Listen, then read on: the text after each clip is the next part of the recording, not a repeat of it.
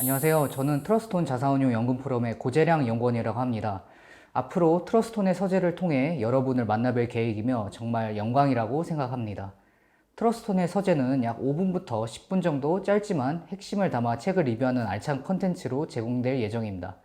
다만 주의할 점은 제 개인적인 감상과 주관이 다분한 컨텐츠이며 회사의 입장을 대변하는 것이 아니라는 점을 미리 말씀드리겠습니다. 또한 일부 논란이 될 수 있는 부분은 가급적 언급하지 않으려 한 점 미리 말씀드리겠습니다. 그렇다면 바로 리뷰 시작하겠습니다.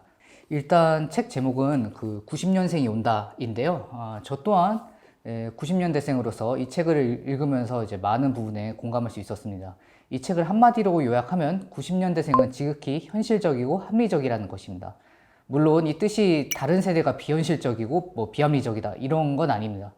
90년대생은 70년대생, 80년대생 등 윗세대들이 겪어왔던 부조리와 불합리한 그런 현실을 목격하면서 현실에 완전히 순응하기보다는 90년대생만의 방식으로 개인의 행복을 추구한다는 뜻입니다. 예를 들어 80년대생인 분들도 습관적인 야근과 눈치를 보며 써야 하는 휴가의 불합리성을 이해하고 있지만 어느 정도는 이제 눈치를 보며 순응하는 면을 보여주는 반면 90년대생은 비교적 이에 대해 직접적으로 의문을 제기하는 모습을 보인다는 것입니다. 회사는 이제 충성의 대상이 아닌 단지 계약의 대상으로서 개인의 행복을 위한 수단일 뿐이라고 이제 생각을 하는 것입니다. 90년생이 온다는 이제 1부 90년대생의 출현, 2부 직원으로서의 90년대생, 3부 소비자로서의 90년대생을 이제 조명하고 있습니다. 일단 1부의 내용입니다.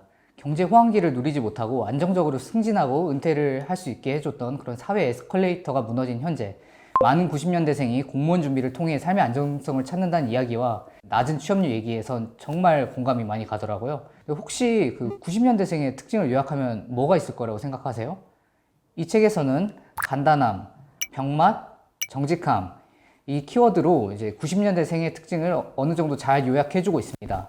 그동안 당연하게 생각해왔던 절차, 형식, 일반적인 도식조차 90년대생에게는 시간을 낭비하는 일종의 허례허식처럼 느껴지기도 합니다.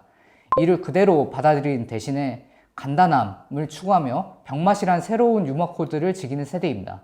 또한 공정이라는 가치에 민감하며 결과의 평등보다는 기회의 균등을 중시하는 세대입니다. 책에 나온 각각의 예시를 좀 제가 들어드리겠습니다. 첫째, 간단함입니다. 이모티콘과 짤방을 많이 쓰는 것도 나왔지만 가장 공감되었던 부분은 세 줄 요약입니다.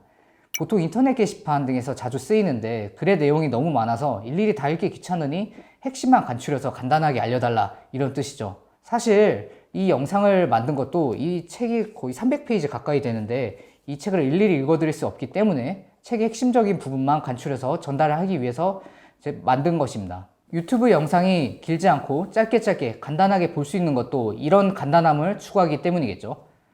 두 번째, 병맛입니다. 사실 병맛이라고 하면 꼭 90년대생의 전유물은 아니고 나이에 무관하게 두루두루 즐기시는 컨텐츠일 수 있어요. 하지만 병맛이라는 유머 코드를 본격적으로 향유하면서 자신들만의 문화로 받아들였다는 측면에서 볼 때 병맛은 90년대생을 대표하는 코드다.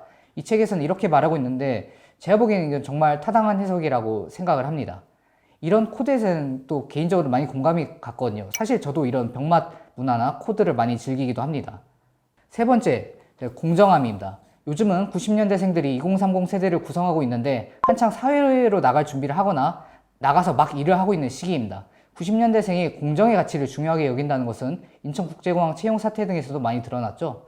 이건 좀 논란이 될 수 있는 주제이긴 하지만 아마 아실 분들은 다 아실 겁니다. 사실 공정의 가치에 대해서는 누구나 공감하겠지만 90년대생들은 아무래도 적어도 주관적으로 느끼기에 매우 치열한 경쟁 속에서 살아왔기 때문에 이런 가치를 더 크게 느끼는 것 같습니다. 저 또한 90년대생으로서 공정함이라는 가치에 크게 공감하는 바가 매우 크고요. 이 책을 요약하면서 느낀 점을 말씀드리겠습니다. 책을 쓴 분도 90년대생과 얼마 차이가 나지 않는 80년대생인데 90년대생을 관통하는 밈을 잘 이해하고 있다고 느껴졌습니다. 다만 이제 아쉬운 점은 중간중간에 90년대생으로서 이해할 수 없는 예시들이 일부 있다는 것입니다. 90년대생의 세 번째 특징, 정직하거나 라는 이 책의 부분에서 90년대생이 요구하는 것은 정직함이라는 것에는 이제 동의를 할 수 있습니다. 그 예시로 이제 숙명여고 쌍둥이 자매 1등 사건 또는 학생부 종합전형과 관련된 사례와 이 책의 113페이지의 비트코인 정직함 또는 신뢰성과 관련된 그런 예시가 나옵니다. 학생부 종합전형의 경우 온전한 정직함을 담보하지 못한다는 점에서 90년생이 정직함을 추구한다, 이런 주장에 대해서는 타당한 근거라고 볼 수 있죠.